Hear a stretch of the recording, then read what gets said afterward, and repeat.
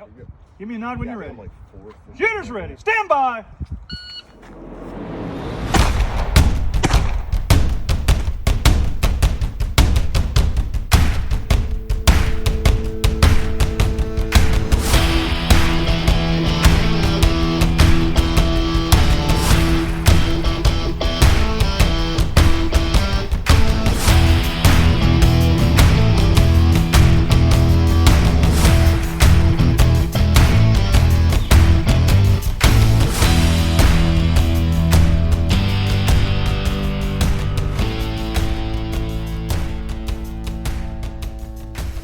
Hey everybody, welcome to this week's episode of Bullets and Bourbon. We have a special guest today. It's Sammy Nelson.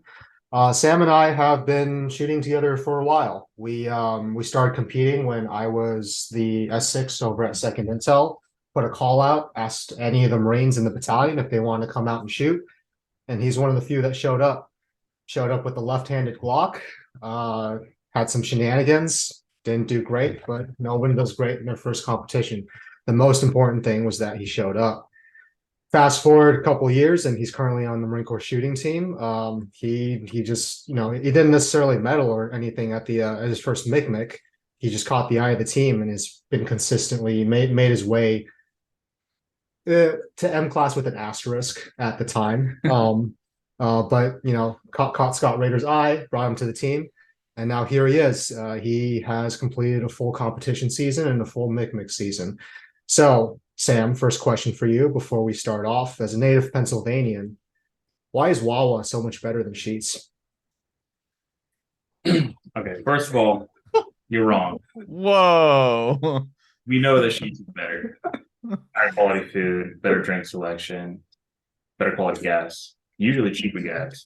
So I like the sandwiches at Sheets better. I feel like Sheets has like a better selection of like fried stuff. they do. They do, but If like you've never had a Sheets quesadilla, the Sheets You're quesadilla missing out. does hit pretty hard. That's a good post-match meal. Mm-hmm. It's not, I don't know. Eating Wawa makes me feel a little better about myself because it's not like deep fried and greasy. it does seem a little better for you, but It's more bougie. good. As far as gas station food goes. Wawa's like the Whole Foods. So That's a good comparison. But the subject today is Dragon's Cup. So Dragon's Cup just finished its third iteration. Sam and I had been eyeing it since JJ Rakaza and some other like really high profile shooters had been going out there. And it's a match that is in Odessa, Texas, which if you haven't heard of it, it's because Odessa is in the middle of nowhere on the west end of Texas. But is renowned for its stage design and the overall match quality, and that's why it was completely sold out within 10 minutes of the match opening. So we decided to make the trip this year as the start off to the competition season, and that's what we're going to be talking about this episode. I thought about asking a question, but I don't know if it's politically correct, but I'll just go ahead and ask it. Is it is it because there's dragons involved and you're Asian? Yeah, obviously. No, I'd say that Sam was he was more the pushing force towards us going. Okay, so I mean, with that, what pushed you to want to go out there? Like, what brings the draw into this match besides big names and stuff like that? honestly, it was seeing everyone posting the videos and like the quality of the match. If you've never been to it, the quality of everything out there is just amazing. I mean, everything from the walls that they use, their target stands, their activators, their swingers, everything. It's all the highest quality materials that you can get. I've never seen another range that invested that much into it. It's worth noting that it's run by Marco from Motley Capital, and he's the guy who started the Imperium Roots company. So there's a lot of money in the area. There's a lot of money in Odessa in general because of oil. But in addition to what Sam said, it's in the middle of nowhere, and it still has this just massive pull. And it's a level 3, isn't it? It is a level 3. It's a level 3 match. So USPSA operates in tier, like your local match is a level 1. your sectional, your state match is going to be a level 2, and then so on and so forth. So outside of the area matches, Dragons Cup is the only one operating in that kind of purview, and they gave us 14 stages, which most of your locals have maybe 6 or 7. So it was not only just like the quality of the stages, it was the sheer quantity of it. We shot 400 rounds between 2 of us. So you talk about, the props and everything from walls to targetry stands, all that kind of stuff. Would you say a lot of it was brand new or just well maintained? I'd say well I'd maintained. say well maintained. Some of it was brand new, but the majority of it was well maintained. You could tell that they'd used the past few years, but they definitely keep up and rebuild the stuff, repaint everything every year. It's I just highlight that because, like, you go to some matches and some stuff just looks like it's used and abused and not really well taken care of, and then it can affect some of the quality of the match. Like if stuff isn't timing right, if stuff's not going down the way it's supposed to go down, and it's a relative detractor. It shouldn't be, but it can be, and usually whenever you have a match that takes care of the equipment, it's going to be quality. Yeah, it was evident that they took care of it because every stage has had an activator, right? Just about every stage. Almost everyone. I think Yeah. there was. I mean, except for like the all steel stage. The all steel stage was the I don't only think the one. bus stage had an activator either. No, the bus stage did not have an activator. It Okay, was- so It was rare when we came across one that didn't have one. yeah, so 12 out of 14 stages had activators, and it was like 2 that were door activators, stomp pads, like just stuff mounted to walls that you had to slap in order to get like a target to pop out. Some of them were dual activators, so you hit one button and then 2 sets of targets jump out. They had that like I forget what they call it, the crazy monkey target that just like Yeah. bobs and weaves out like crazy. So they went all out. I don't think there's really they have a slider too, A swinger on a slider. a swinger on a slider Hmm. with a hostage target. Oh, wow. Yeah, Sounds like a lot going on there. there is a lot. Squirrel. Yeah. All right, so you guys have been shooting a bunch of different pistols lately. Before you went back to your open guns in preparation for the Dragons Cup. Typically, like, I mean, I'm the kind of guy that I want to shoot the same platform over and over again just because I want that consistency. But you guys obviously didn't take that approach. How did you manage that, switching between different platforms and different divisions? And were there cobwebs that affected you switching between the different platforms? So I'll go first. So I shot my Smith and Wesson for tactical games, and then I came back and I shot championships where we're shooting the M18, and then I shot my Glock at RPGI's day and night match, and then I went back to training with my open gun. So I don't think it was as long as there's a plan, as long as you like build in a familiarization period. Every time you switch platforms, there's certain cues, right? There's small variations in your hand placement and your grip pressure that you just need to like get familiar with before you're comfortable with them again in a match setting. So thankfully for Dragons Cup, we both had QSC, right? We had Tim Hitchcock's last match to kind of get the cobwebs out.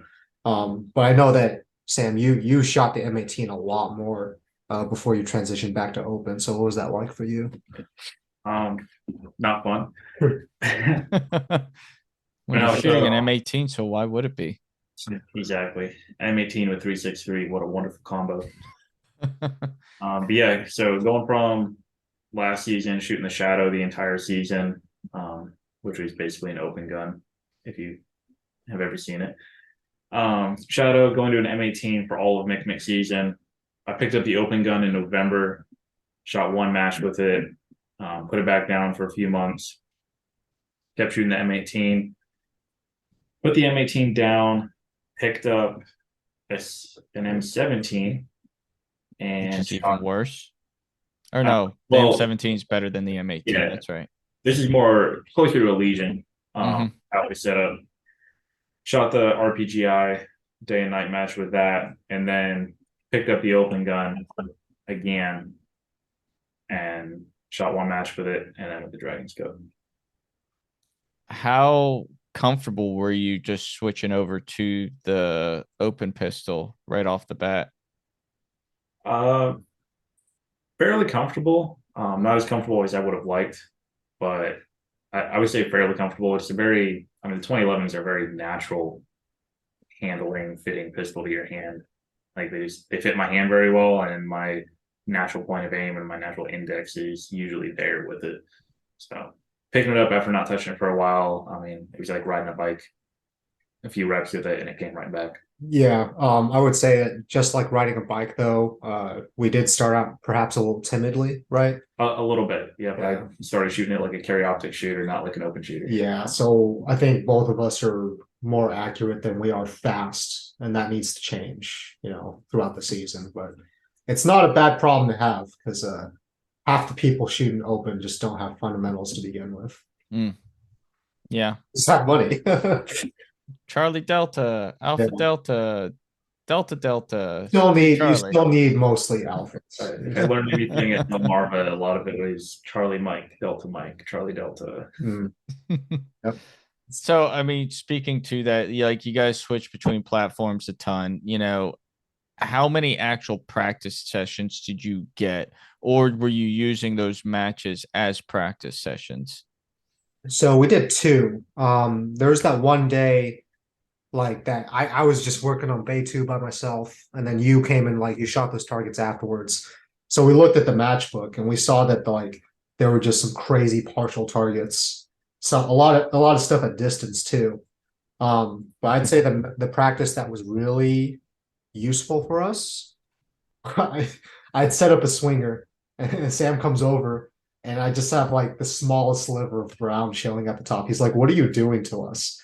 And it was a really difficult practice. Like you shot that swinger a lot after I left. There was a lot of shots in the no shoot, yeah. Oh yeah, Yeah. a lot of shots in the no shoot. But we figured a lot out. And as a result, like in Dragon's Cup, I shot it clean. I had some no penalty mics on the fixed time. And then Sam, you shot one mic and one no shoot. Yeah, and those weren't even on the swingers, those were just on like close targets. Yeah. Yeah. No, I wouldn't say close. Man, medium is. I don't know if there were any close targets. But they weren't the hardest shots that we were taking. No, definitely it was just stuff that happened. Just rushing, almost rushing, little overconfidence. Yeah, a little bit, just calling bad shots. One of them was a split perf. Like it was one of the ones that was an A zone hit and also a no shoot. But that's a good general principle, I think, is so our friend Ben took a class from Rob Latham. Mm-hmm. And Latham's advice is like, you shouldn't practice stuff you can do. You need to practice really hard stuff. Like you should practice really frustrating things. And I didn't really implement that until getting ready for Dragon's Cup, just because I knew how many swingers and activators that I knew I need swinger practice. And it honestly paid off. So I think that's going to be a recurring thing for us throughout the summer, is that we just practice really hard sadistic shit. I think I'm going to make a bunch of partial, either only A zone or only C zone targets. Okay. Yeah. Do some black paint and a cutout. Yeah. Yeah. That practice, like if I had gone to Dragon's Cup without doing that in practice, I would not have done as well. I'm sure you'd say the same. Oh, absolutely. I mean, the fact that I didn't have a single mic on swingers, mostly, yeah. I think Alpha's and a couple Charlies on swingers. Yeah. It's showing how much it paid off. So talking about Odessa and everything, you traveled with 4 open guns, nearly 1,000 rounds, 38 super comp. I've traveled to a ton of matches with a ton of gear and everything. But what did you guys do to really protect your equipment? We all know how open guns are. 2011, the open platforms can be very finicky. What did you guys do really op checking once you guys arrived out there? So, I mean, starting from square one, we both invested in like custom inserts for our guns. So they just go inside the Pelican cases and like they'll wiggle around a little bit, but they're all surrounded by foam. We invested in ammo boxes for the ammo. we invested in air, like the foam inserts from Range Panda. They come with little circular cutouts, Hmm. air tags. So all of our expensive stuff had air tags in it, which was the way to go. Like Hmm. it also has the side effect of like when you're waiting there, like at the oversized bag luggage, you can actually see it coming, which is really nice. And when we got there, honestly, just clean the guns, clean the mags. You had an issue with your gun. Yeah, so my gun lost zero somehow. The zero was off by about I think 3 inches or 15 yards. Thankfully, they had a test fire function day there. And I had the people from Mark 7 and Atlas there borrow some tools real quick and was able to get my zero fixed. Did you? I take it you shot a stage, noticed you were off, and went, or did you guys kind of just confirm zero before you shot the match? We went out and confirmed zero the day before the match when we were walking stages. Yeah, people kind of asked us like, so we flew in Thursday, and then Friday was just like a chill Oh, day for us to like walk stages. But we were just like, hey, there's a bay here. We might as well check zero, and it turned out to be the right decision. Um, yeah. So it was the day before we competed, and it was honestly it was the right thing to do. yeah. No, I mean, anytime I'm flying anywhere, it doesn't matter. Like, I will always go to a match if I'm flying and confirm zero. If I'm driving to a match, I'm not overly concerned. But if I know I'm going to be flying, I always want to get there roughly a day and a half before the actual match starts. Then the day before the match, just always confirm zero because you don't want to be in the middle of your first stage and have three more stages and not have time to zero a gun. It's the worst feeling in the world. No, yeah, that's awful. So, um, you know, Dragons Cup, we already discussed it's a level 3 match. It had 14 stages.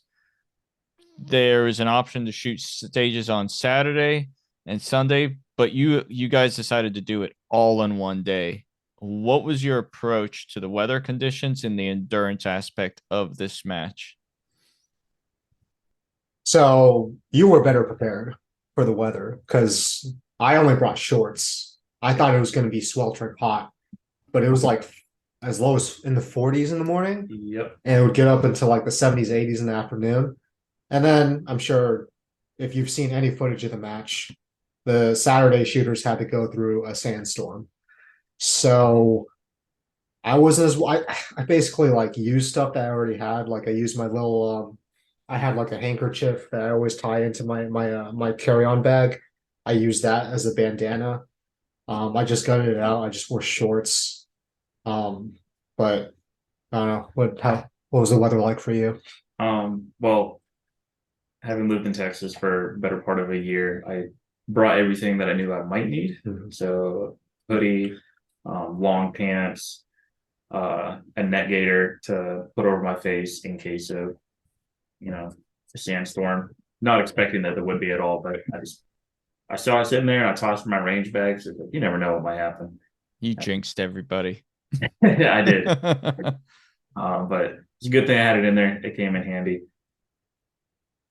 I would say like so something else we um never mind. There's a question about open guns coming up later. But the gun covers too was also it was a good investment Oh to yeah. have. And those came in handy during Del Marva too, which talked about we basically like went back to back for like two shitty weather matches that we can talk about Del Marva at the end. It builds character. It yeah, yeah. I would like a Not match. I would really. like Just I would like a match with nice weather though. yeah, but then you'll probably shoot shitty. I don't know about So speaking about all those things happening, how did you guys how did you guys maintain and keep each other focused? I think we got different approaches. You seem like you were checking scores pretty often, yeah. I I was checking scores between you and I. Okay, I wanted to see how we were stacked up against each other that's fair. because that day I knew you were my strongest competition In our squad. in our squad. In our squad for sure. Yeah. And then I think also out of the day that we were shooting, since we were shooting all day Saturday, Yeah. I think you and I were two of the stronger shooters that decided to shoot it all in one day. Most of the super squad shot it in 2 days. Yeah. So, Do you so do you guys find yourselves like whenever you're being focused, do you guys go internal and just maintain an internal focus or really not socialize, or do you guys still have a social aspect but right before the stages just go internal? usually a couple shooters before, like there was a point at which you came up to me and you said something to me, but I was like double ear pro'd at that point. I just kind of like nodded and I was Yep. just like, And I was like, okay, yep. I'm sorry, dude. Like it's nothing's coming through at this point. Um, I don't know how about you? It's usually the same. At a match like that, when our squad is big enough, when I'm the shooter in the hole, or even in the deep hole, that's when I'll start to actually prep. Um, and then when I'm in the hole, that's when I stop resetting and I just focus on me and what I'm gonna do. And then Yeah. just kind of go internal, run through the stage in my head over and over again. Once I'm on deck, I'm getting that walkthrough, and then just closing my eyes and I think that's an important approach to take. Like I'm much like you two. And I say that, for the listeners because and I know we've discussed it before, but like if you're internal the entire match and all you're thinking about is each stage at a time and you don't take a moment to rest, you're going to be burnt out and then you're not going to perform as high by the end of the match. Especially with 14 stages. Yeah. Like we got there at what, like 7 in the morning and we didn't leave until 8 at night. yep. Like it was a long day because the sandstorm basically shut us down for an hour and a half. So, but in terms of keeping each other focused, I don't know. I went through like I started off like kind of slow, and then I like found my groove, and then I like because I was shooting so well, like I guess my standards for myself like increased. And so when I started like performing below that level, I got really hard on myself. And you actually, I don't know if you were like, it was something intentional, but you came over, you caught me staring at my phone and you were like, what are you doing? And I was score hawking. I was making myself feel like shit, but I was just like, all right, I gotta let this go. So after this like murderer's row of matches, tactical games, freaking Marine Corps championships, RPGI, Dragons Cup, and Delmarva. Every single one of those was exhausting. Like every single one. Yeah. But you learn something about yourself shooting in those conditions. And for me, there's two states in which are optimal for me. One is like a happy-go-lucky, like really optimistic outlook, and one is like I'm pissed at myself and like honestly, shooting a little angry also works for me. So Yeah. those are the two things that kind of work. Do you guys ever see take yourselves take like the Chris Hutchison approach or the Joe Farewell approach where, hey, you got 5 minutes to get over yourself and get over what just happened and fucking focus on what's gonna happen next? Um, I don't know. I definitely brought my baggage to other stages, but it was more like, dude, you're better than this. Get it together. Like it was like a not kind of a negative self-talk. I don't know. I guess like what's your like optimal mental state in a match? You've been through a competitive season, you've like kind of figured some things out. It it depends. So I've noticed that sometimes I shoot really well if I'm just kind of like hanging out with the boys, um, joking around, and then I get up and just shoot my stage and then go back. Like that's it's kind of how I'll shoot locals a little bit. I just want to hang out with the guys, and then when I go to majors, if I go like I said internal, when I'm a few shooters down the line, and then just focus on exactly what I'm gonna do, that also helps.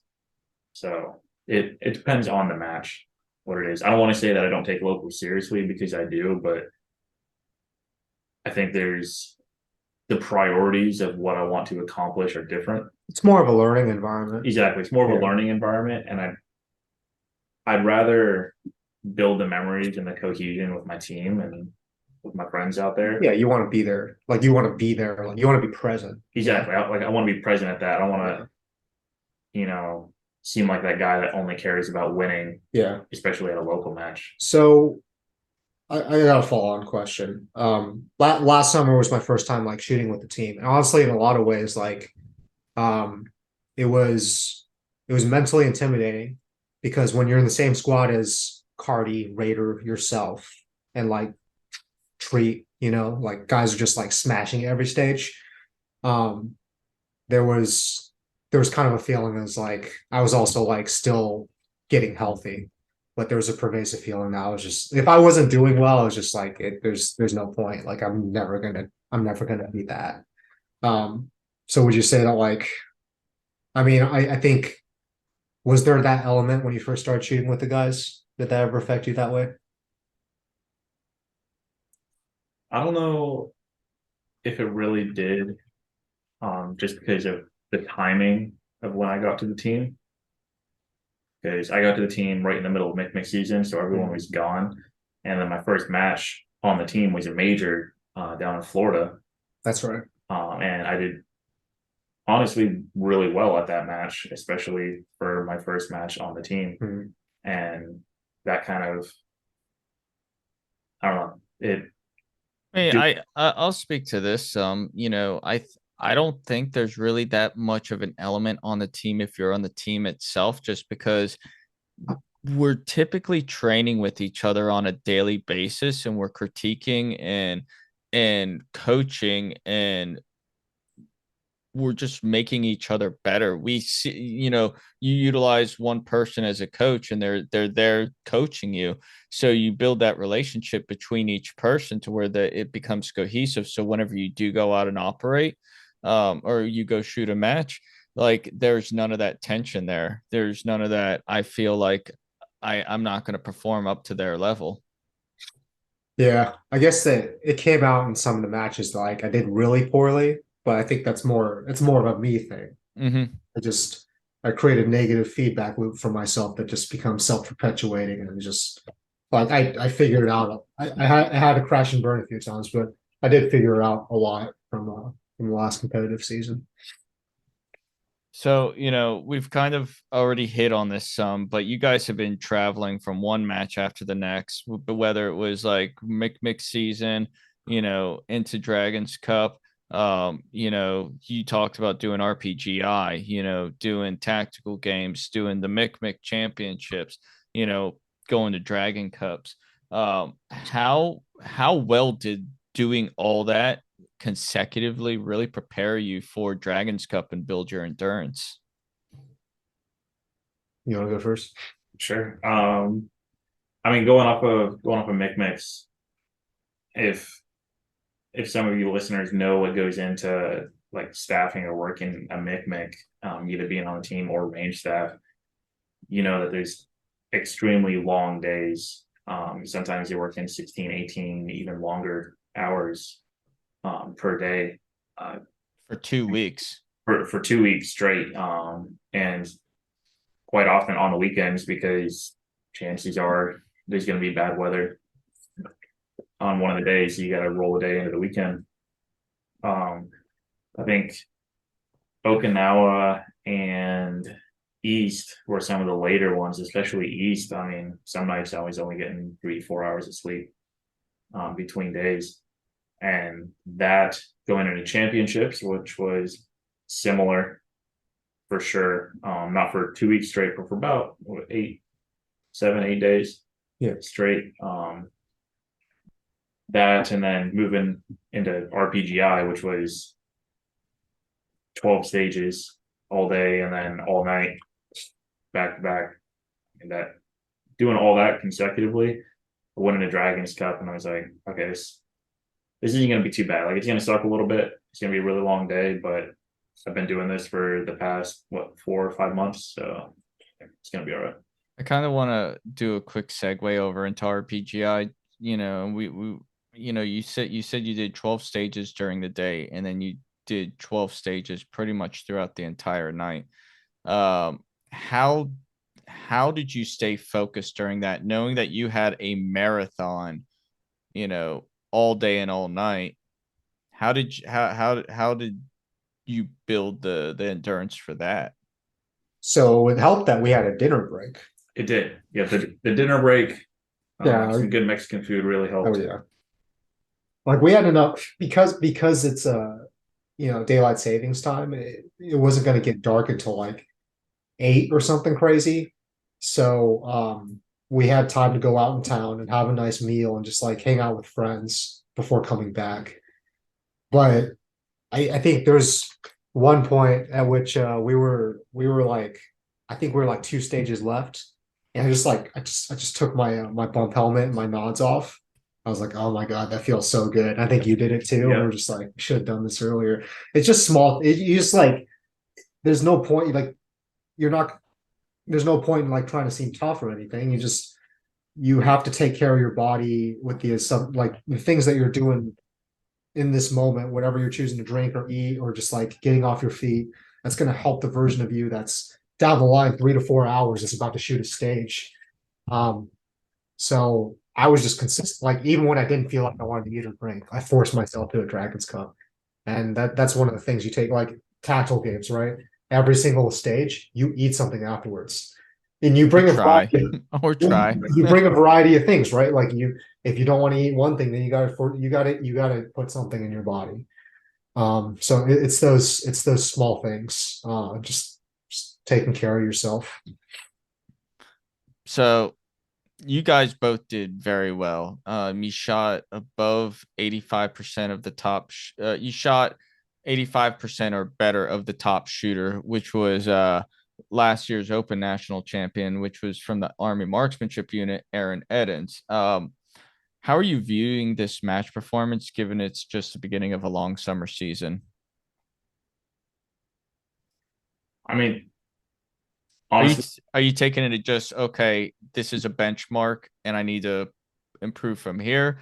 Like, what's the It's view? it's a big confidence booster. I don't think either of us did we have goals going in, or was just like just survive, right? I think it was mainly just survive. I Yeah. mean, honestly, I had my goal of beating you. Didn't quite meet that goal. 100% away. Right. You've had a long reign of victories. So Yeah, yeah, it's time for you to have some. it is. So basically, what you're saying is, "Fuck off, Sam. Let me win some." Uh no, it's good. Honestly, that's part of what made the trip so fun was that like there was a certain like when you started shooting with me, like I was still shooting production and you were still figuring things out. And then you closed the gap really quickly. And there was a period of time in which we overlapped. It didn't feel like that long because then you started shooting carry optics. I was still in production and then I got hurt. And it's been so long since I feel like we've really gone back and forth. It has. It's been a while. And it's like I think we said this in the beginning. It wouldn't have been the same if only one of us shooting open. The fact that both of us are shooting it, the fact that both of us are using each other as a benchmark, like kind of sucked that we weren't able to squad together at Delmarva. But we're still like, you still came and like told me how your stage went and stuff. We still compared notes. But I don't know. It's it's interesting. I mostly got. I didn't get into open thinking that I was gonna like start bringing home a bunch of hardware or whatnot, but like a trophy is coming back from Dragon's Cup. You would have one too if you had a If I classification. had a so, classification, so dumb. He was unclassed and he came in 16th over in the open. There's another couple plaques coming from Delmarva. I think it's just it's pretty gratifying that after getting healthy and like after watching everyone else like improve around me that like things are finally starting to come together. But I don't know. The way I look at it, and I'm sure the way you look at it too, is like we still got an entire competitive season ahead of us, and we're gonna keep pushing because there's still like another 15% before we catch up to Eden's. There's Siler out there. Like there's still that's what competition's about. Like we could just sit here and be fat and happy and be like, man, we did really well at Dragon's Cup, but realistically, there's a lot more ahead of us. So are you taking the typical officer snobbish approach, sticking your nose up and saying, "Hey, peon, I beat you"?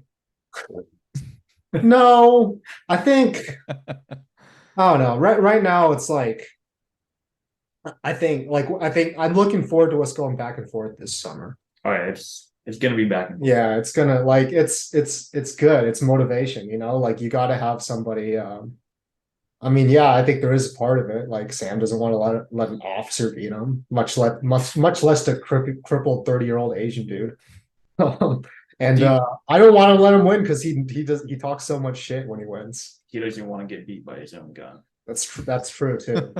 And so my do you think it's kind of like a similar approach like how a team format is? Like, so you two are battling back and forth just to like maintain a level, whereas in a team match, you're not battling with each other, but you're trying to maintain a level of consistency so you don't let each other down. Do you think it's somewhat like similar instances there?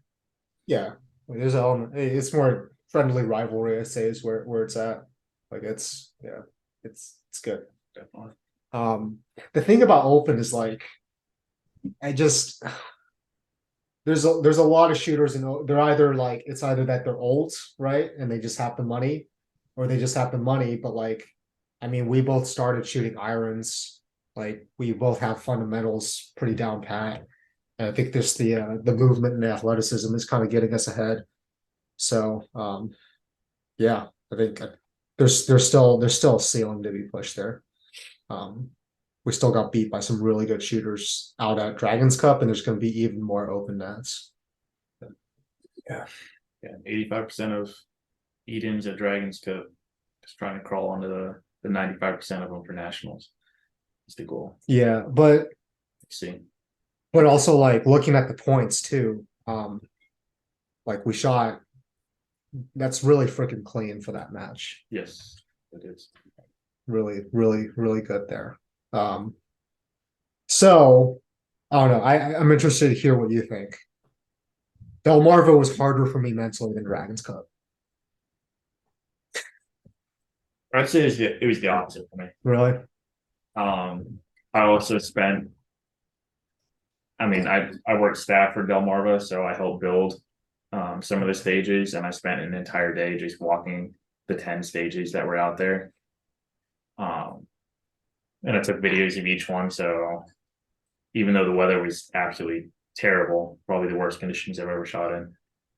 On Friday when we shot it, I knew my stage plan for every single one.